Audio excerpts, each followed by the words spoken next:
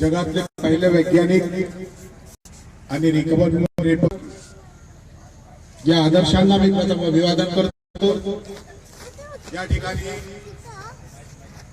या परिषदेचे सन्माननीय अध्यक्ष इंदुरकर सर, आमचे चळवळीतील सहकारी मित्र अपिल सरोदेजी आणि जे आताच आपल्या पुढे बोलून गेले ते भितकर सर, उपस्थित सर्व रिपब्लिकन्स,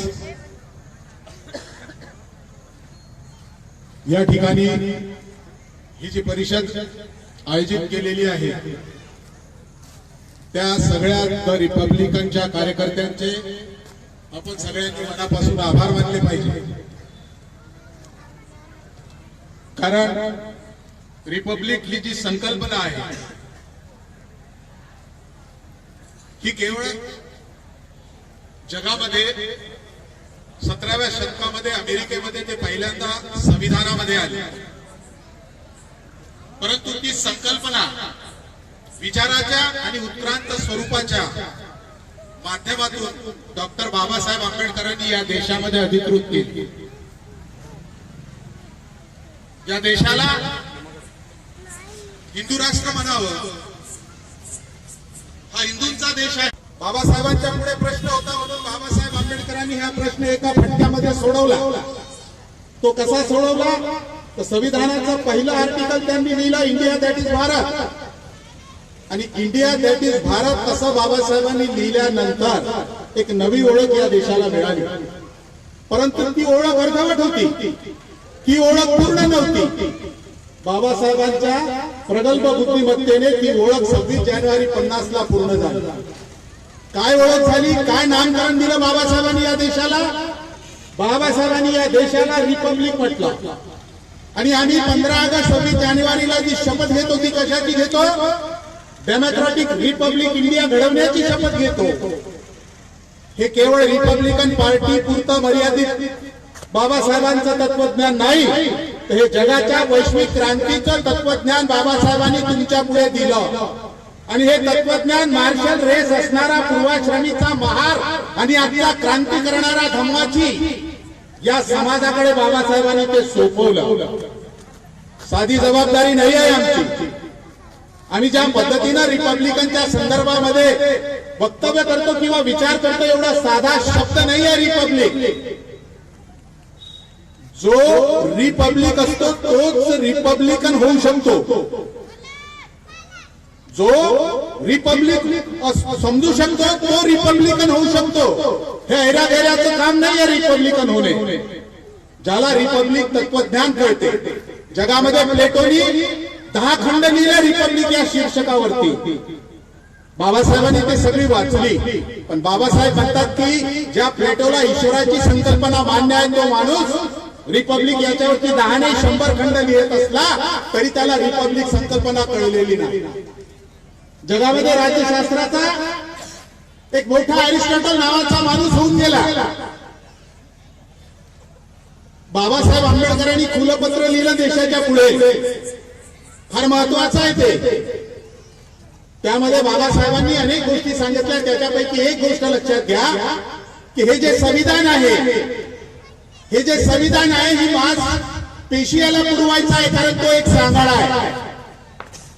बाबासाहेबांनी रिपब्लिकन जनतेला खुलं पत्र जे लिहिलं त्यामधलं बाबासाहेबांचं वाक्य आहे की हे जे संविधान आहे हा सांगाडा आहे आणि याला मांसपेशी पुरवायच्या आहेत। आणि त्या मांसपेशी काय आहेत तर संविधानाच्या प्रती आमच्यामध्ये निष्ठा असली पाहिजे, नैतिकता असली पाहिजे। आणि म्हणून खुल्या पत्रामध्ये बाबासाहेब आंबेडकर म्हणतात जगातल्या सगळ्या राज्यशास्त्रज्ञांनी, पॉलिटिशियननी, जगातल्या सगळ्या विद्वानांनी, राजकारण्यांनी मानवी समूहाप्रती महाभयंकर गुन्हा केला आहे। काय गुन्हा केला तर त्यांनी राजकारणाला नीतिशास्त्राची जोड दिली नाही। त्यांनी राजकारणाला नीतिशास्त्राची जोड दिली नाही, आणि ती जोड देण्याच्यासाठी मला रिपब्लिकन पार्टी ऑफ इंडिया उभी करायची। रिपब्लिकन पार्टी ऑफ इंडिया हे वैचारिक क्रांतीचं तत्वज्ञान आहे, तो एक साधा इतरांच्या सारखा पक्ष नाही। लक्षात घेण्यासारखी गोष्ट आहे, जगामध्ये अनेक राष्ट्र स्वतःला रिपब्लिक म्हणतात, आमचेही काही नेते स्वतःला रिपब्लिक म्हणतात, काय बाबासाहेबाला माहित नव्हतं का पीपल्स काय असतो शब्द? त्यांनी जोडला का रिपब्लिकन या शब्दाला? तो बाबासाहेबाला माहित नाही का बहुजन? रिपब्लिकच्या सोबत सेक्युलर, सोशलिस्ट, जगातले सगळे बाबासाहेबांनी रिपब्लिकच्या संदर्भातले सगळे जे प्रश्न आहेत ते निकाली काढले. जो रिपब्लिक असतो तो कुठल्या जातीला, कुठल्या धर्माला मानत नाही. त्याच्यामुळे त्याला इतरत्र आणि वेगळं सांगायची गरज नाही की मी सेक्युलर आहे, मी सोशलिस्ट आहे. कारण रिपब्लिक या संकल्पनेमध्येच या सगळ्या गोष्टी इन्क्लूड बाबासाहेबांनी केल्या. आणि म्हणून बुद्ध आणि त्याच्या धर्मग्रंथांचं कुळ लिहिताना बुद्धाचं बाबासाहेब म्हणतात की रिपब्लिक स्टेट बुद्धाच्या काळात होती. बुद्धाने एक मॉडेल भिक्षू संघाचं उभं केलं आणि त्याचा आदर्श घेऊन रिपब्लिक इंडिया उभा केला. दोन क्रांत्यावरती आम्ही अपयशी ठरत चाललो मित्रांनो, एक रिपब्लिक आणि एक धम्मक्रांती. बाबासाहेब आंबेडकर या देशाचा चेहरा बदलवण्यासाठी आम्हाला धम्मक्रांती करायला सांगतात. अरे बाबासाहेब एवढे तुम्हाला जवळचे वाटतात, एवढं बाबासाहेबांचा उदो उदो करता, तर तुम्हाला कुणी एवढं धम्मदीक्षा घेण्याच्यासाठी? बाबासाहेब आंबेडकर जेव्हा क्रांतीच्या संदर्भाने बोलतात तेव्हा बुद्ध आणि त्याच्या धम्मग्रंथामध्ये स्पष्ट शब्दामध्ये बाबासाहेब सांगतात समाज क्रांतीचा महत्तम पुरुष म्हणून मी बुद्धाकडे पाहतो. मग या देशामध्ये जर तुम्हाला क्रांती करायची असेल तर या देशामध्ये समाज क्रांतीचा महत्तम पुरुष तुमच्यामुळे बुद्धाच्या स्वरूपाने बाबासाहेब आंबेडकरांनी उभा केलेला आहे. परंतु आम्ही त्याला विकृत स्वरूपामध्ये प्रोजेक्ट करतो आणि मग प्रश्नाचं उत्तर देता येत नाही तेव्हा बुद्धाला पुढे करतो. अनेक लोक बहुजन नावाचा शब्द वापरतात. बहुजन ही काय काय जातीची आणि धर्माची संकल्पना आहे का? कुठे लिहून आहे? बाबासाहेब आंबेडकरांनी आणि फुल्यांनी अशी संकल्पना उभी नाही केली. फुल्यांनी आपल्या पूर्ण साहित्यामध्ये शूद्र, अतिशूद्र असा शब्द वापरलेला आहे. आणि बाबासाहेबांनी अॅनिलेशन कास्ट मध्ये एक आकृती उभी केली. त्याच्यामध्ये बाबासाहेबांनी म्हटलं की आम्ही जे लोक आहोत ब्रोकन मॅन किंवा अनटचेबल, हा वर्ण व्यवस्थेच्या बाहेरचा समाज आहे. म्हणून बाबासाहेब आंबेडकरांना लिहावं लागलं अनटचेबल, बाबासाहेबांना लिहावं लागलं ओबीसी साठी शूद्रपूर्वी कोण होते हा ग्रंथ. आणि बाबासाहेबांच्या ग्रंथावरती आक्षेप घेणारे विद्वान आमच्या समाजात उभे झाले. कोण उभे झाले? तर मूल निवासी आणि बहुजन सारख्या संकल्पना त्यांनी आणल्या. अरे मूल निवासी आणि बहुजन या ज्या संकल्पना आहेत या रिपब्लिकन राष्ट्राच्या निर्मितीसाठी घातक आहेत. मी तर त्या पुढे जाऊन असं म्हणेल की बहुजन आणि मूल निवासी या संकल्पना अँटी नेशन आहे. त्याचं कारण असं आहे की बाबासाहेब आंबेडकरांनी कास्ट इन इंडियामध्ये अॅनिलेशन ऑफ कास्ट मध्ये लिहिलेलं आहे की जात हे प्रत्येक जात हा एक वर्ग असतो आणि प्रत्येक जात हा वर्गच नाही तर तो प्रत्येक जातीचा वर्ग एक राष्ट्र असतो. मग या देशामध्ये जर जातीचा अंत होत नसेल तर आम्ही बहुजनाच्या नावावर 85% लोक जे उभे करतो त्यांचं गणित मांडतो जातीचं. तेली माळी गुणवी धनगर लोहार सुतार कुस्ती कुमार लबान लबानी कितीतरी नावं घेतो आम्ही आणि त्यांचं गणित मांडताना त्यांचे धर्म आणि जातीचं इन्क्लूड करून आम्ही संख्येचं गणित मांडतो. बुद्धांनी संख्येचं गणित मांडलं नाही. बुद्धाच्या काळामध्ये कुठल्या जाती नव्हत्या आणि बुद्धाच्या काळामध्ये कुठलाही धर्म नव्हता. म्हणून बुद्ध ज्या काळामध्ये बोलत होते ती पाली भाषा होती आणि पालीमध्ये बुद्धांनी जेव्हा म्हटलेला आहे त्याचा अर्थ 16व्या खंडामध्ये बाबासाहेबांनी दिला बहुजन या शब्दाचा. लक्षात घ्या, बाबासाहेबांचा रायटिंग ऍट विशेष खंड 16 मोस्ट पीपल. बहुजन म्हणजे काय होते? Most people, the multitude, crowd. Babasaheb आंबेडकरांच्या पुढे जाऊन बाबासाहेबांचं नाव घेऊन बाबासाहेबांच्या विरोधात प्रतिक्रांती करायला निघाली. बाबासाहेबांनी शूद्रपूर्वी कोण होते मध्ये स्पष्ट शब्दामध्ये सांगितलं की आर्य हे या देशातले आहेत, बाहेरून आलेले नाही. शूद्रपूर्वी कोण होते या ग्रंथामध्ये बाबासाहेबांनी इतरांचे उदाहरण देताना काही मुद्दे जरूर मांडले, परंतु ते मुद्दे त्यांचे आहेत आणि अभ्यासासाठी त्यांनी तुमच्यामुळे मांडले. याचा अर्थ असा नाही की बाबासाहेब त्यांच्या विचारांचं समर्थन करतात. बाबासाहेबांनी त्यांना खोडलेलं आहे. म्हणजे अत्यंत चुकीच्या पद्धतीनं बाबासाहेबांच्या चळवळीला इथे प्रोजेक्ट केल्या गेलं आणि एवढ्या पद्धतीनं केल्या गेलं की या देशातल्या भांडवली व्यवस्थेला, या देशातल्या ब्राह्मणी व्यवस्थेला रिपब्लिक कंट्री राहू द्यायची नाही आहे. त्यांना हे हिंदू राष्ट्र करायचं आहे, पण बाबासाहेबांनी रिपब्लिक राष्ट्र घटनेमध्ये अधिकृत करून ठेवलेलं आहे. आता प्रश्न असा आहे की तुम्ही हिंदू राष्ट्राच्या बाजूने आहेत की रिपब्लिक राष्ट्राच्या बाजूने आहात? रिपब्लिक इंडिया घडवण्याच्या बाजूने आहात की बहुजन आणि मूल निवासी या संकल्पनेच्या बाजूने आहात? तुम्हाला निर्णय घ्यावा लागेल.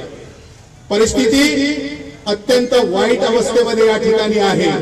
हे तुम्हाला आम्हाला सगळ्यांना कळत असतानाही आम्ही बाबासाहेबांच्या मूळ विचाराला पुढे न नेल्यामुळे ही परिस्थिती आलेली आहे. मित्रांनो, बाबासाहेबांचा मूळ विचार नष्ट करण्यासाठी जे जे लोक बाबासाहेबांचं नाव घेतात त्यांना इथली मीडिया मोठं करते, त्यांना इथली मीडिया पैसा पुरवते, इथले भांडवलदार लोक त्यांना मदत करतात आणि आमच्यासारखे रिपब्लिकन चळवळीसाठी जगणाऱ्या माणसाला कोणाचं सहकार्य मिळत नाही. या ठिकाणी आम्हाला निधी गोळा करासाठी पेटी ठेवावी लागते, कारण हा जो कार्यक्रम आहे हा कोण्या संघटनेला असा विकलेला नाही, कोण्या पक्षाला विकलेला नाही, तो काही प्रायोजिक कार्यक्रम नाही, तर रिपब्लिकच्या विचाराला संकल्पनेला मानणाऱ्या श्रमजीवी कार्यकर्त्यांचा हा एक उभा झालेला मंच आहे. आम्ही त्या गोष्टी समजून घेतली पाहिजे. लढाई लढायची असेल तर दुसरे लोक येऊन त्या ठिकाणी लढणार नाही. पहिल्यांदा तुम्हाला बाबासाहेबांची आयडियोलॉजी उभी करून दाखवावी लागेल. रिपब्लिकन पक्षाची स्थापना करताना बाबासाहेब आंबेडकरांनी स्वतः केली. 30 सप्टेंबर 56 दिल्लीमध्ये बाबासाहेब आंबेडकरांनी आपल्या बंगल्यामध्ये सीईसी बोर्डाच्या सगळ्या कार्यकर्त्यांना बोलावलं, शेड्यूल कास्ट फेडरेशनच्या, आणि त्या ठिकाणी अधिकृत ठराव केला बाबासाहेबांनी. शेड्यूल कास्ट फेडरेशन बरखास्त करण्यात येत आहे आणि रिपब्लिकन पार्टीची स्थापना करण्यात येत आहे. आमच्या पुढे प्रश्न असा आहे की बाबासाहेब आंबेडकरांनी पक्ष स्थापन केला नाही असा प्रचार करणारे लोक का प्रचार करता तुम्ही असा? का बाबासाहेब आंबेडकरांचं श्रेय तुम्ही चुकीच्या पद्धतीने लाटत आहात? अनेक लोक असे म्हणतात की बाबासाहेबांनी तो पक्षच निर्माण केला नाही. मित्रांनो, बाबासाहेबांना एका दिवशी सुचली नाही रिपब्लिक ही संकल्पना. लक्षात घ्या, आंतरराष्ट्रीय स्वरूप त्याच्या पाठीमागे आहे. फार मोठी क्रांती या शब्दाच्या मागे आहे. लक्षात घ्या, हा जो शब्द आहे हा बाबासाहेब आंबेडकरांना एकाएकी असा सहज सुचलेला नाही, तर बाबासाहेब आंबेडकरांच्या अभ्यासातून, तत्वज्ञानातून, त्यांच्या विचाराच्या मांडणीतून तो पुढे आलेला आहे. 1929 मध्ये जेव्हा जगामध्ये दुसरं महायुद्ध झालं आणि त्या महायुद्धामध्ये ब्रिटिशांनी जेव्हा भूमिका घेतली, त्या भूमिकेला पाठिंबा देणारा, त्या भूमिकेशी जगणारा पहिला माणूस डॉक्टर बाबासाहेब आंबेडकर होते. आणि त्यांनी अट टाकली ब्रिटिशांच्या पुढे, ब्रिटिश कॉमनवेल्थच्या पुढे, की इतरांच्या विरुद्ध, हिटलरच्या विरुद्ध, फॅसिझमच्या विरुद्ध लढत असताना आम्ही गुलाम राहिलो पाहिजे. हे तुम्हाला मान्य आहे का? म्हणजे एका बाजूला हिटलरच्या विरुद्धामध्ये आम्ही लढत असताना दुसऱ्या बाजूने तुम्ही भारताला गुलाम ठेवू इच्छिता, ही पॉलिसी बरोबर नाही. त्यावेळेला बाबासाहेबांसोबत तो करार झाला, तेव्हा बाबासाहेबांनी हे रिपब्लिक स्टेट करण्याची संकल्पना त्या ठिकाणी मांडली. बाबासाहेब आंबेडकरांनी संविधान लिहित असताना ज्या काही भूमिका मांडल्या तुम्हाला लक्षात असेल, फार महत्वाचा मुद्दा आहे. 28 एप्रिल 1949 ला संविधानामध्ये बाबासाहेब आंबेडकरांनी जेव्हा रिपब्लिक हा शब्द लिहिला, त्यावेळेला ब्रिटिश कॉमनवेल्थच्या पुढे प्रश्न निर्माण झाला. काय प्रश्न होता? प्रश्न होता की इंडिया आणि इंडियासह असणारे सगळे राष्ट्र, ब्रिटिशांच्या अंडरटेकिंग गुलाम असणारे राष्ट्र, हे डोमिनियन राष्ट्र होते. ट्रान्सफर ऑफ पॉवर नावाचा 10 ते 12 खंड होतील एवढं साहित्य बाबासाहेबांचं आहे, जे भारतामध्ये आजही उपलब्ध नाही. युद्धोत्तर निर्माण समितीचे अध्यक्ष बाबासाहेब आहेत, ट्रान्सफर ऑफ पॉवर समितीचे अध्यक्ष बाबासाहेब आहेत, ऍडवायझर कमिटीचे अध्यक्ष बाबासाहेब आहेत. याचा सगळा दस्तावेज जर वाचला तर बाबासाहेब आंबेडकरांमुळे हा देश स्वतंत्र झाला. 15 ऑगस्ट 47 हा डोमिनियन स्टेट आहे, स्वतंत्र दिन नाही आहे. आणि तो कधी झाला? तर तो 26 जानेवारी 50 ला झाला. लक्षात घ्या, कारण जनरल गव्हर्नर हे पद जे आहे ते 26 जानेवारी 50च्या एक दिवस आधी नष्ट झाला आणि प्रेसिडेंट इथे भारताचा जन्माला आला. कारण 28 एप्रिलला 49 मध्ये ब्रिटिश कॉमनवेल्थ आणि ब्रिटिशांच्या अंडरटेकिंग असणारा साऊथ आफ्रिका असेल, न्यूझीलंड असेल, ऑस्ट्रेलिया असेल, मलेशिया असेल, अशा सगळ्या गुलाम राष्ट्राची परिषद घ्यावी लागली. कशामुळे? केवळ बाबा कॉमनवेल्थ नेशन हा शब्द तिथे आला आणि ते देखील मुक्त झाले. म्हणजे 26 जानेवारी हा जो रिपब्लिक डे आहे, हा रिपब्लिक डे केवळ इंडियासाठी नाही तर बाबासाहेबांच्या संविधानाप्रमाणे इंडिया या पक्षाचे गट नाही.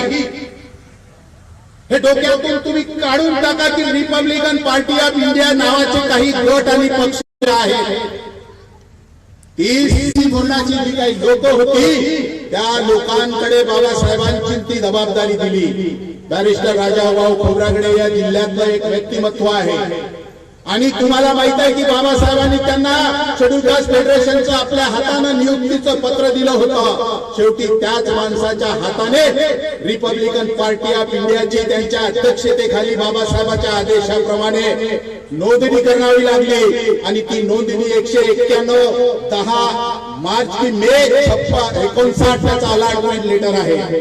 आजही तुम्ही जर गेले निवडणूक आयोगाकडे जर गेले आणि तुम्ही जर पाहिलं तर रिपब्लिकन पार्टी ऑफ इंडियाला तिथे एबीसीडी किंवा कोणता गट लिहिलेला नाही. ज्या लोकांनी गट निर्माण केले त्यांनी स्वतःचे पक्ष निर्माण केले, स्वतःची संघटना निर्माण केली, स्वतःचं संविधान निर्माण केलं आणि त्यांनी त्या पद्धतीनं त्यांचं रजिस्ट्रेशन केलं. ते काही बाबासाहेब आंबेडकरांचे पक्ष नाही, ते त्यांनी स्वतःचे दुकानं उभे केलेले आहे. मी तर असं म्हणेल की बाबासाहेबांनी म्हटलं होतं, काय म्हटलं होतं की 26 जानेवारी 50 रोजी हा देश एका विसंगतीपूर्ण जीवनात प्रवेश करणार. काय विसंगती असेल? सामाजिक आणि आर्थिक क्षेत्रामध्ये विसंगती असेल असं बाबासाहेब म्हणतात. मग ही सामाजिक आणि आर्थिक क्षेत्रातली विसंगती नष्ट कशी करायची?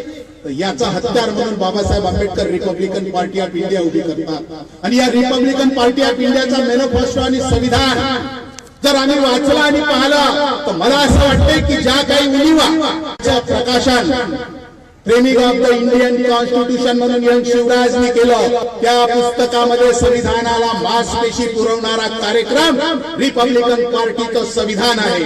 म्हणून या अर्थाने तुम्ही लक्षात घ्या, भारतीय संविधानापेक्षाही श्रेष्ठ रिपब्लिकन पार्टी ऑफ इंडियाचं संविधान आहे, कारण ते बाबासाहेब आंबेडकरांनी लिहिलेले आहे. दुःखमुक्ती काय म्हणते रिपब्लिकन पार्टीचं तत्वज्ञान, रिपब्लिकन पार्टीची घटना, रिपब्लिकन पार्टीचं खुलपत्र, देशाच्या सगळ्या नागरिकांना सुख मिळणे हा त्याचा मूलभूत अधिकार आहे. दुःखमुक्ती, त्रासमुक्ती, भयमुक्ती आणि भूकमुक्ती हा रिपब्लिकन पार्टीचा कार्यक्रम आहे. जाती व्यवस्था आणि धर्म बाबासाहेब आंबेडकरांना कालबाह्य करायची आहे. म्हणून भारताच्या संविधानाच्या 340, 341 आणि 342 आर्टिकल प्रमाणे त्यांनी जे काही रिझर्वेशन दिलेलं आहे ते जात आणि धर्म आधारित नाही. परत एकदा लक्षात घ्या, आमच्या पुढे जे काही मांडणी होते अत्यंत चुकीच्या पद्धतीने मांडली जाते. आर्टिकल 340, 41, 42 जात आणि धर्म विरहित रिझर्वेशन देते. फक्त त्याची सामाजिक स्थिती लक्षात घेताना त्या पद्धतीने त्यांची योजना बाबासाहेबांनी केली. 340 आर्टिकल ओबीसी साठी आहे आणि ओबीसी साठी हे रिझर्वेशनचा बेसिक बाबासाहेबांना दिला. सामाजिक आणि educational backward class, schedule caste हा जो शब्द आहे हा नंतरचा आहे. बाबासाहेबांना डिप्रेस क्लास म्हणतात, म्हणजे वर्ग म्हणतात, ज्याच्यामध्ये अत्यंत चुकीच्या पद्धतीने नेहरूंनी नंतर दुरुस्ती केली. त्यामुळे इथे जे काही बुद्धिस्ट झाले त्यांना रिझर्वेशन केंद्राचं मिळत नाही, तो विषय फार दूरचा आहे. परंतु 341 आर्टिकल हे बाबासाहेब आंबेडकरांनी डिप्रेस क्लास साठी दिलेला आहे आणि 342 आर्टिकल कस्टम प्रमाणे जो समाज असतो, आदिवासींच्या ज्या रूढी आणि परंपरा आहेत त्या कस्टमवर आधारित रिझर्वेशन आहे. म्हणून या देशातला असा एकही माणूस नाही की जो बाबासाहेबांच्या रिझर्वेशन मधून सुटलेला आहे. मंडल कमिशनची जर यादी वाचली तर ब्राह्मणाच्या 32 जाती तुम्हाला दिसतील. दिगरा ब्राह्मण असेल, पतित ब्राह्मण असेल, वाल्मिकी ब्राह्मण असेल, किरवंत ब्राह्मण असेल, अशा ब्राह्मणांना देखील ओबीसी म्हणून रिझर्वेशन आहे. आम्ही बाबासाहेब आंबेडकरांना समजू शकलो नाही. बाबासाहेबांचं स्वप्न होतं 1916 मध्ये कोलंबिया युनिव्हर्सिटीमध्ये ते स्वप्न अधोरेखित केलं आपल्या ग्रंथामधून की या देशामध्ये जी जाती व्यवस्था आहे ती नष्ट झाली पाहिजे आणि ही जर जाती व्यवस्था भारताची समस्या ही जर नष्ट झाली नाही तर उद्या ती जगाची समस्या होईल. 100 वर्षाच्या नंतर आम्ही पाहतो की भारतातली जाती व्यवस्था जगात गेलेली आहे. भारतातली जाती व्यवस्था जगात केली आहे आणि म्हणून जगातल्या संविधानाला आर्टिकल 17 सारखं भारताच्या संविधानाच्या आर्टिकल 17 सारखं त्या ठिकाणी आपल्याला आर्टिकल लिहावं लागलं. म्हणजे जगातली लोक बाबासाहेब आंबेडकरांच्या संविधानाचा आदर्श घेत असताना आम्ही बाबासाहेब आंबेडकरांच्या संविधानाच्या अँटी नेशन प्रमाणे वागतो. मूलनिवासी काय शब्द आहे? कुठून आला हा शब्द? बाबासाहेबांनी म्हटलं का की मूलनिवासी आणि ब्राह्मणाचा संघर्ष आहे, की बुद्ध क्रांतीचा, बुद्ध संस्कृतीचा आणि ब्राह्मणाचा संघर्ष आहे? हे लिहिलेलं आहे बाबासाहेबांनी. आणि मूलनिवासी हा शब्द काय आहे? अरे ज्या अर्थी बाबासाहेबांनी आर्टिकल 15 आणि 16 लिहिलं, आर्टिकल 17 मध्ये तर स्पष्ट स्वरूपात लिहिलं बाबासाहेबांनी, 7 धर्म, पंथ, जन्मस्थळ, कुळ आणि वंश अशा कुठल्याही मुद्द्यावर कुठल्याही नागरिकाशी आम्ही भेदभाव करणार नाही. आणि या आर्टिकलमुळे जगातली सगळी जी काही काळी माणसं असतील, गोरी माणसं असतील, वंशभेद मांडणारी माणसं असतील, अशा सगळ्या माणसांनी बाबासाहेबांचं कौतुक केलं. का कौतुक केलं? तर अमेरिकेसारख्या घटनेमध्ये देखील त्या ठिकाणी काळ्यांना समतेने वागवण्याचे अधिकार नव्हते. भारताच्या संविधानामधून त्यांना ती प्रेरणा मिळाली. आणि आम्ही या ठिकाणी वंशवादाच्या चळवळीच्या गोष्टी करतो. आर्टिकल 44 हे बाबासाहेब आंबेडकरांचं ध्येय आहे. आर्टिकल 25 हे बाबासाहेबांचं ध्येय नाही आहे. त्यावेळेच्या परिस्थितीच्या अनुषंगाने बाबासाहेब आंबेडकरांनी ती गोष्ट केली, परंतु बाबासाहेब आंबेडकरांना या देशामध्ये आर्टिकल 44 पुढे आणायचं आहे. म्हणजे कॉमन सिव्हिल कोड त्यांना या ठिकाणी रुजवायचा आहे. आणि आम्ही त्यांच्या विरोधामध्ये या ठिकाणी वेगवेगळ्या त्यांच्या नावं घेऊन त्यांच्या चळवळीच्या विरुद्ध, त्यांच्या तत्वज्ञानाच्या विरुद्ध आम्ही या ठिकाणी वागतो. मित्रांनो, बहुजन नावाचा आणि मूलनिवासी नावाचा कोणताही समाज अस्तित्वात नाही. तो समाज जन्माला येऊ शकत नाही. या देश हा जाती व्यवस्थेचा देश आहे आणि प्रत्येक जात एक वर्ग आहे आणि एक राष्ट्र आहे. म्हणून वेगवेगळ्या जातींना एकत्र करणे आणि मग हे कोणतं राष्ट्र तुम्ही निर्माण करणार? बहुजन समाज नावाचा समाजच अस्तित्वात नाही. बाबासाहेब आंबेडकरांनी बुद्धापासून जी संकल्पना घेतली, जो विचार घेतला, तो समाज म्हणून घेतलेला नाही, संघ म्हणून घेतलेला आहे. बुद्धाने समाजाची निर्मिती केली नाही, बुद्धाने संघाची निर्मिती केली. आणि संघाची निर्मिती करत असताना त्याचं विनय पीठक जन्माला आला. बाबासाहेब आंबेडकरांनी देखील संघ राज्य निर्माण केलं आणि त्याचं विनय पीठक म्हणजे संविधान उभं केलं. विचारा यांना, मूलनिवासीवाल्यांना, तुमचा विनय पीठक कोणता आहे? विचारा बहुजन समाजाची संकल्पना मांडणाऱ्यांना की तुमचं विनय पीठक कोणतं आहे? म्हणजे तुमची आचारसंहिता कुठलीही नसताना, समाज घडत नसताना, कारण रिपब्लिक ही संकल्पना साधी नाही. रिपब्लिकन ही संकल्पना साधी नाही. रिपब्लिक म्हणजे रिकन्स्ट्रक्शन ज्या समाजाचा संविधानाच्या माध्यमातून केला. संविधानाच्या माध्यमातून कोणता बाबासाहेबांनी समाज घडविला? तर त्यांनी मतं द्यायची आहेत आणि त्यांच्यासाठी असणारा एक वर्ग म्हणजे संघ, एक गण निर्माण करायचा आहे आणि तो त्यांनी निर्माण केलेला आहे. आणि अशा पद्धतीची व्यवस्था बाबासाहेबांनी आम्हाला डेव्हलप करायला सांगितली, परंतु आम्ही चुकीच्या पद्धतीने आंबेडकरवाद पुढे नेतो आहोत. चुकीच्या पद्धतीने या ठिकाणी रिपब्लिकन नेत्यांनी आपले म्हणजे ज्याला आपण म्हणू की आपले स्वतःचे अस्तित्व कायम ठेवण्यासाठी वेगवेगळे गट निर्माण केले. बाबासाहेबांची घटना जर आम्ही वाचली, रिपब्लिकन पार्टीची घटना जर वाचली, तर त्याच्यामध्ये तुम्हाला दोन गोष्टी तर निश्चित दिसतील. समता सैनिक दल, भारतीय बौद्ध महासभा याच्यावरती रिपब्लिकन पार्टी ऑफ इंडिया आहे. जो दलाचं काम करतो, जो भारतीय बौद्ध महासभेचं काम करतो, त्याला रिपब्लिकन पार्टी ऑफ इंडियाच्या अंडरटेकिंग काम करावं लागते. कॉन्स्टिट्यूशन वाचा. कॉन्स्टिट्यूशन वाचल्यावर ते लक्षात येईल. रिपब्लिकन पार्टीची जी राष्ट्रीय कार्यकारिणी असते, त्याचा जो अध्यक्ष असतो, तो जो कार्यकारिणी सीसीसी बोर्ड जे निर्माण केला जाते, त्या बोर्डाकडे एक पर्यवेक्षक नियुक्त केला जातो घटनेप्रमाणे, बाबासाहेबांच्या घटनेप्रमाणे सांगतो. इथं अनेक मुलावळ आहेत. समता सैनिक दलाची स्वतंत्र उभे. आचारसंहिता पाहिजे, डिसिप्लिन पाहिजे, कॉन्स्टिट्यूशन पाहिजे, त्याशिवाय समाज पुढे जाऊ शकत नाही. आणि ती जर गोष्ट आम्ही विसरलो आणि कितीही गोष्टी आम्ही करायला लागलो तर आम्ही पुढे जाणार नाही. म्हणून आमच्या ज्या काही संघटना आणि संस्था आहेत त्याचं डिसिप्लिन आहे आणि ते डिसिप्लिन बाबासाहेबांनी लिहून ठेवलेलं आहे. म्हणून रिपब्लिकन पार्टी ऑफ इंडियाचा पर्यवेक्षक समता सैनिक दलाची नियुक्ती करतो. दुसरा कोणीही समता सदनाची नियुक्ती करत नाही. भारतीय बौद्ध महासभेचं काम आहे भारत बौद्धमय करणे. परंतु भारतीय बौद्ध महासभेचं जरी ते काम असलं तरी रिपब्लिकन पार्टीची ही ती जबाबदारी आहे हे बाबासाहेब आंबेडकर लिहितात. त्यांनी लिहिलेलं आहे. आपल्याला माहित आहे बाबासाहेबांनी कोणती कोणती वर्तमानपत्र काढली. बहिष्कृत भारत, भूकनायक, जनता आणि आपल्याला माहित आहे प्रबुद्ध भारत. हे प्रबुद्ध भारत कोणाचं मालकीचं आहे? प्रबुद्ध भारत कोणाला निर्माण करायचं? तर बाबासाहेब आंबेडकरांनी ते लिहून ठेवलेलं आहे, ऑथराइज लिहिलेलं आहे. ऑनर ने president of Republican party of India. म्हणजे कोण मालक आहे त्याच्याला? बाबासाहेबांच्या संविधानाप्रमाणे रिपब्लिकन पार्टी. रिपब्लिकन पार्टी काय करू पाहत आहे? भारत बौद्धमय करू पाहत आहे. म्हणून ते बाबासाहेबांचं पक्षाचं ते मुखपत्र आहे. बाकीचे लोक बहुजन भारताचे आणि मूळ निवासीची संकल्पना मांडतात. किती अँटी नेशन लोक आहेत.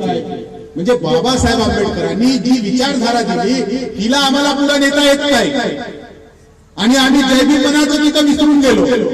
म्हणजे एवढे करंटे आम्ही निघालो की फार वाईट वाटले अशा सगळ्या गोष्टीचं की हा समाज कुठे चालला. 100 ते 110 आमदार या रिपब्लिकन पार्टीच्या नावावर आहेत. कोण म्हणते रिपब्लिकन पार्टी जिंकू शकत नाही? रिपब्लिकन पार्टीची निर्मिती झाली त्यानंतर आतापर्यंतचा जर रेकॉर्ड पाहिला तर रिपब्लिकन पार्टीचे 100 ते 110 आमदार देशामध्ये निवडून आलेले आहेत आणि 25 खासदार आम्ही निवडून आणलेले आहेत. मग जर आम्ही सत्तेमध्ये जाऊ शकतो तर सत्तेचं गणित बाबासाहेबांनी दिलं. रिपब्लिकन पार्टीची स्थापना करताना बाबासाहेबांकडे पहिला माणूस कोण आला? बॅरिस्टर जिन्नाचा right hand M.R. Chaudhary, Bengal मधला सगळ्यात मुस्लिमांचा नेता.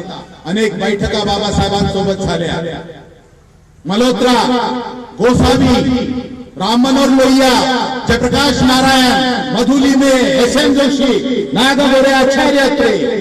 तुम्हाला सांगतो लक्षात घ्या. आता हा योग आहे की तुमच्या हातामध्ये रिपब्लिकन पार्टीचे नेतृत्व आहे किंवा झेंडा आहे. 25 सप्टेंबर 56 जर बैठक झाली असती तर रिपब्लिकन पार्टीचं चित्र तुम्हाला वेगळं दिसलं असतं. रिपब्लिकन पार्टीचे राष्ट्रीय कार्याध्यक्ष मधु लिमे असते,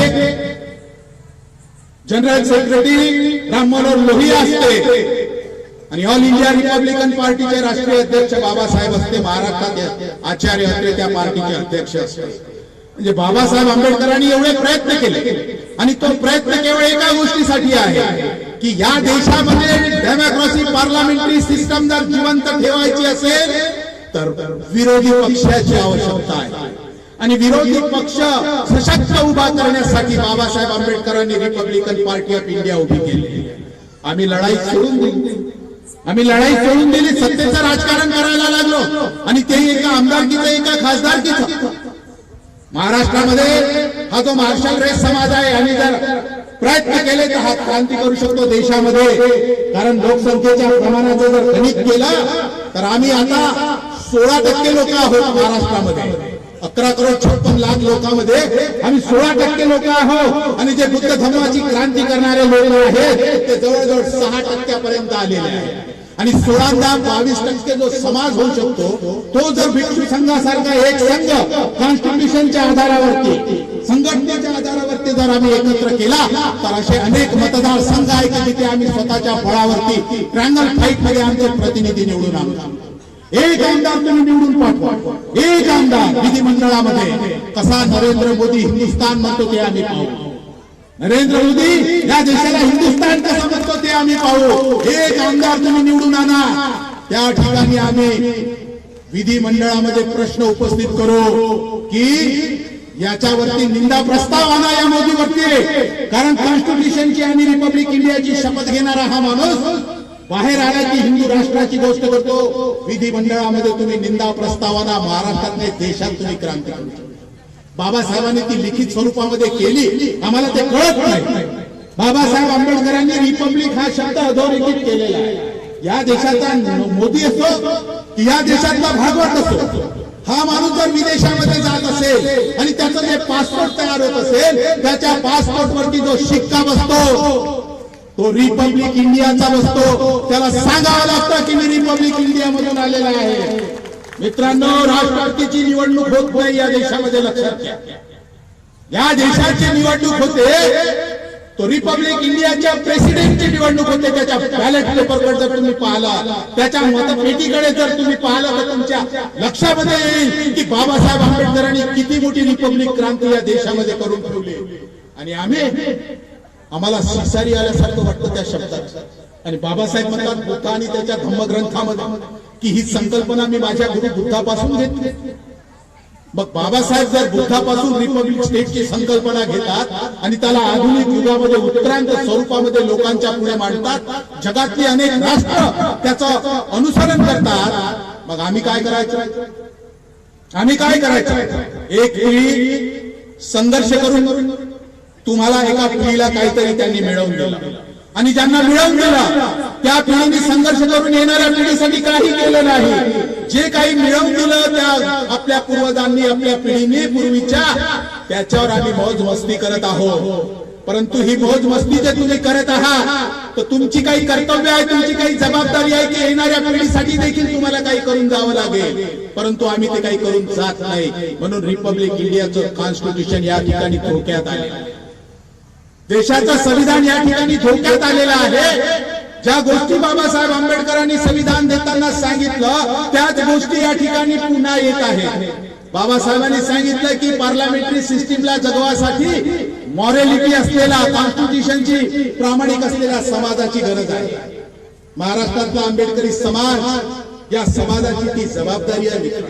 पण आम्ही जेव्हा आमच्या वस्त्यांमध्ये काही गोष्टी पाहतो, निवडणुकीच्या कालखंडामध्ये जेव्हा आम्ही काही गोष्टी पाहतो, तर फार वाईट वाटतं. एवढं वाईट वाटतं की त्याची म्हणजे आता तुलना नाही करू शकत अशा पद्धतीची ते अवस्था त्या ठिकाणी असते. लोक मतं विकतात, 500 रुपयामध्ये मतं विकतात, धाब्यावरती जाऊन मेजवान्या करतात.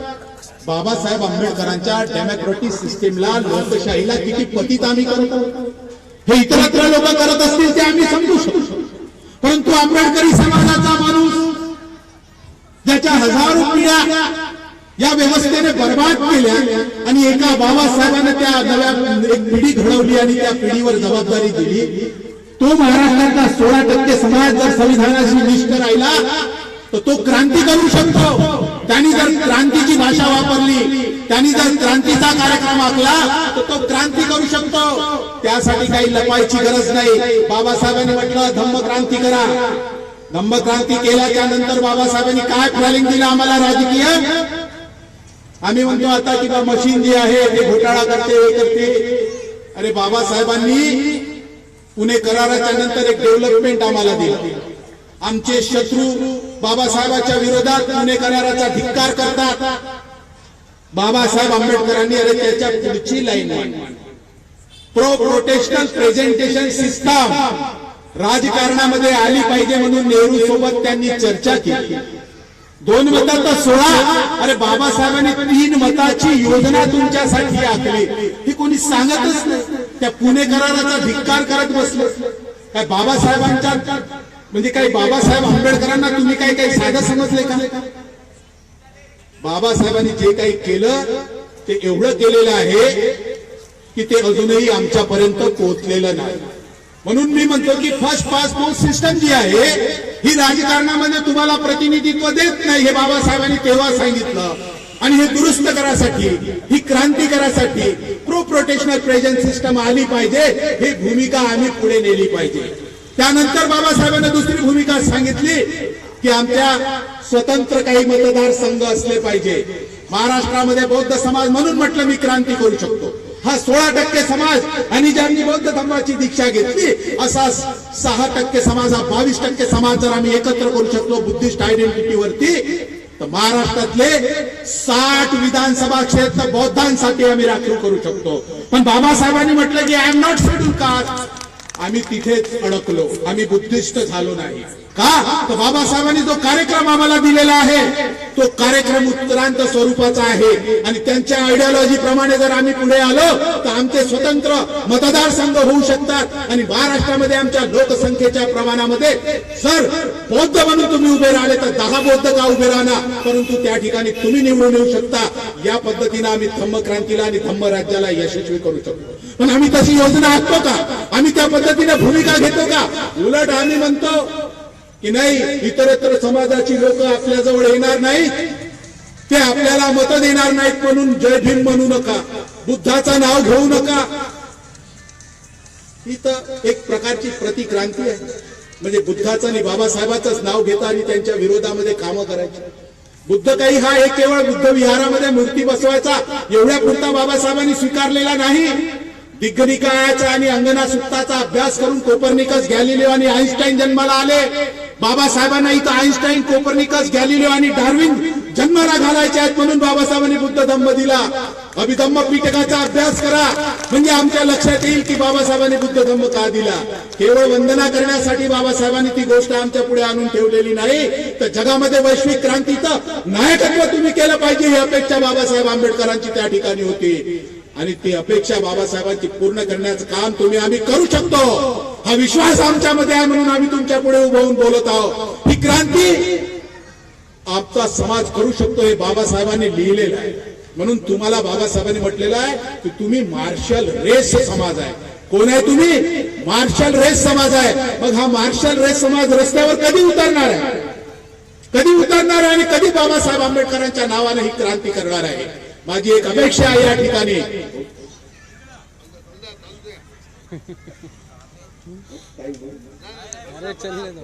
बोला सर.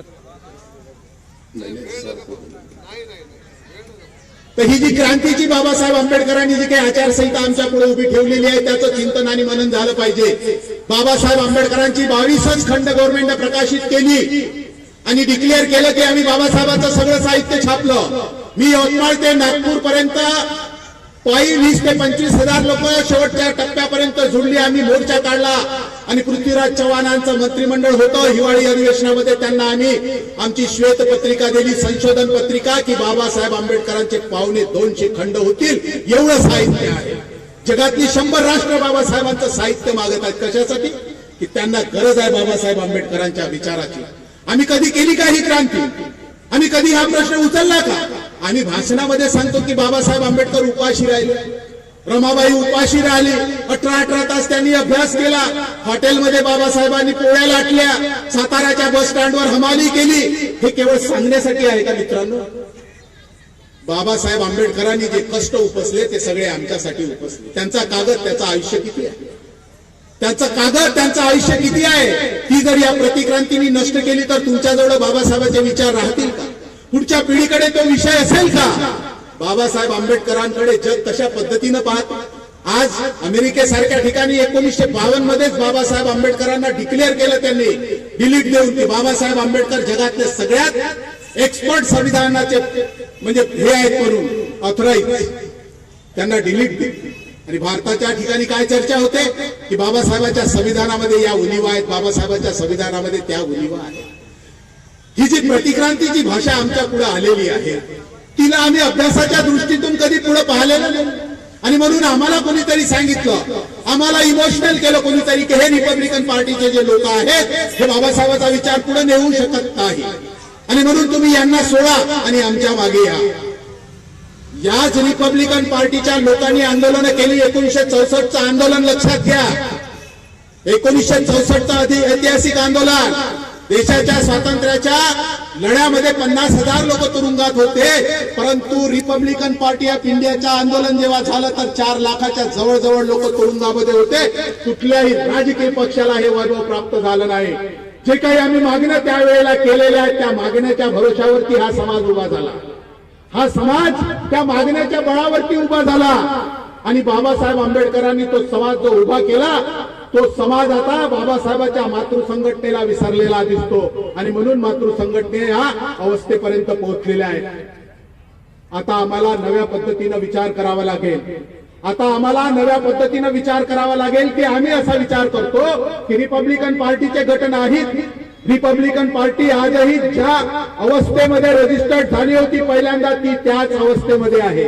आणि मग ही रिपब्लिकन पार्टी, या पार्टीचं कोणी दुकान करत असेल, या पार्टीचे कोणी संस्थानिक होत असेल, त्या पार्टीचा जर कोणी व्यवहार करत असेल, त्याच्याशी जर कोणी व्यभिचार करत असेल, तर आमची जबाबदारी आहे की त्या पार्टीला आम्ही मुक्त केलं पाहिजे. कारण ती पार्टी आमची आहे, ती समाजाची आहे, ती बाबासाहेबांची पार्टी आहे, ती संघटना आम्ही आमच्या लोकांसाठी मुक्त केली पाहिजे. आणि अशा पद्धतीनं एक नवा विचार आम्ही पुढे आणला पाहिजे. हे जे लोक, बाकीचे जे लोक आहेत, हे रिपब्लिकन पार्टीचे नेते नाही मित्रांनो. त्यांचा जर तुम्ही निवडणूक आयोगाच्या याच्यावरती गेले, वेबसाईट वरती, तर तुमच्या लक्षात येईल की त्यांच्या स्वतंत्र संघटना आहेत, स्वतंत्र पक्ष आहेत, स्वतंत्र रजिस्ट्रेशन आहे. बाबासाहेब आंबेडकरांनी असं मागे पुढे काहीही शेपूट लावलेलं नाही. कारण आम्हाला माणूस बनवलेला आहे बाबासाहेबांनी. यांनी त्याला विकृत करून जनावराला जसं शेपूट असते तसं यांनी राजकारणामध्ये शेपूट आणलं. आणि हे शेपूट आणलं नाही, आम्हाला जनावर बनवण्याचा त्यांचा प्रयत्न आहे. बाबासाहेब आंबेडकरांच्या नावावर इमोशनल करून हे मतं मागतात. काय म्हणतात? निळा झेंडा हाती निशाण. अरे निळ्या झेंड्यावर तर अशोक चक्र असायला पाहिजे, तुमच्या झेंड्यावर तर मित्रांनो चक्रच नाही. तुमच्या झेंड्यावर चक्रच नाही आणि तुम्ही म्हणता निळा झेंडा. बाबासाहेबाला धम्म राज्य स्थापन करायचं आहे, भारत बौद्धमय करायचा आहे, म्हणून रिपब्लिकन पार्टीचा मुखपत्र प्रबुद्ध भारत आहे आणि त्याचा झेंडा अशोक चक्रांकित निळा आहे. आणि आम्हाला काय मूर्ख बनवल्या जातं? नीला झेंडा हाती निशाण. अरे हत्ती तर हे चिन्ह आहे. आणि जे मत बाबासाहेब म्हणतात की मतदारांचं संघटन म्हणजे राजकीय पक्ष. आता आम्ही जर त्या पक्षाला मत देणार नाही तर ते चिन्ह तर गोठवले जाईलच, हे साधं गणित आहे. आणि ते गोठवल्यानंतर ते कुठेही जाईल. तामिळनाडूमध्ये जयललिताकडे गेलं, तामिळनाडूत हत्ती चिन्ह जयललिताकडे गेलं, मग ते काय बाबासाहेबांचं झालं का? आसाम गण परिषद प्रफुल्ल कुमार महंतो यांचंही चिन्ह हत्ती होतं, मग ते काय बाबासाहेबांचं झालं का? अमेरिकेमध्ये ही रिपब्लिकन पार्टी आहे, त्याचंही चिन्ह हत्ती आहे. पण तिथे पार्लमेंटरी सिस्टम चुकीची आहे. एक संविधान नाही, वेगवेगळे संविधान आहे. प्रेसिडेन्शियल ऑर्डर चालते तिथे, राष्ट्राचा अध्यक्ष असतो. बाबासाहेबांनी ती रिपब्लिक संकल्पना देखील मांडली नाही, मग तो देखील हत्ती आमचा होत नाही. मग कांशीराम जर बाबासाहेबाचा हत्ती घेऊन पुढे येत असेल तर तो हत्ती आमचा कसा होईल? रिपब्लिकन पार्टीचं समीकरण आहे हत्तीचं. रिपब्लिकन पार्टी जिथं आहे तिथं जर हत्ती असेल तर तो बाबासाहेबाचा होऊ शकतो, हे आम्ही समजू शकतो. परंतु तुम्ही आम्हाला रिपब्लिकन पार्टीला तोडण्यासाठी हे जे षडयंत्र केलं, हे जाणीवपूर्वक केलेलं आहे. मी तर असं म्हणेल की कोणत्याही रिपब्लिकन नेत्यामध्ये जे गटांचे आहेत त्यांच्यामध्ये रिपब्लिकन पार्टी ऑफ इंडियाला तोडण्याची ताकद किंवा शक्ती नाही. पण कांशीरामनी ती योजना बनवली, हत्ती चिन्ह घेतलं आणि तुमचा रिपब्लिकन पार्टी ऑफ इंडिया सोडून दिला. यांनी काय झालं की संवैधानिक पातळीवरती जे समीकरण होतं रिपब्लिकन पार्टी आणि हत्ती, हे त्यांनी जाणीवपूर्वक तोडलं. म्हणजे खरा रिपब्लिकन पार्टीला तोडणारा जर कोणी माणूस असेल तर तो कांशीराम आहे मित्रांनो. आणि हे समजून घेतलं पाहिजे. हा अँटी नेशन आहे. बहुजन हा जो शब्द आहे बुद्धांनी जरी वापरला असला तरी बुद्ध तो संख्यात्मक दृष्ट्या वापरतो, तत्वज्ञानाच्या पातळीवर नाही. आणि बुद्ध जेव्हा ते बोलत होते तेव्हा ते पाली भाषेमध्ये बोलत होते, हे पहिल्यांदा लक्षात घ्या. कांशीराम मराठी, इंग्रजी आणि हिंदीमध्ये बोलतो. बाबासाहेबांचं अलीकडे जे साहित्य छापल्या जात आहे, अलीकडे जे लेखक आहेत यांनी बाबासाहेबांच्या तोंडी बहुजन शब्द टाकलेला आहे. बहुजन ही फिलॉसॉफी बाबासाहेबांना मान्य नाही. बुद्धाच्या काळातली रिपब्लिक स्टेट बाबासाहेबांना मान्य आहे. म्हणून आम्ही हे जे काही फरक आहे, हा जो काही घोळ आहे, या गोष्टी आम्ही शिकलो पाहिजे. या गोष्टीकडे आम्ही जाणीवपूर्वक लक्ष दिलं पाहिजे मित्रांनो. त्याशिवाय आम्हाला बाबासाहेब आंबेडकरांची चळवळ पुढे नेता येणार नाही.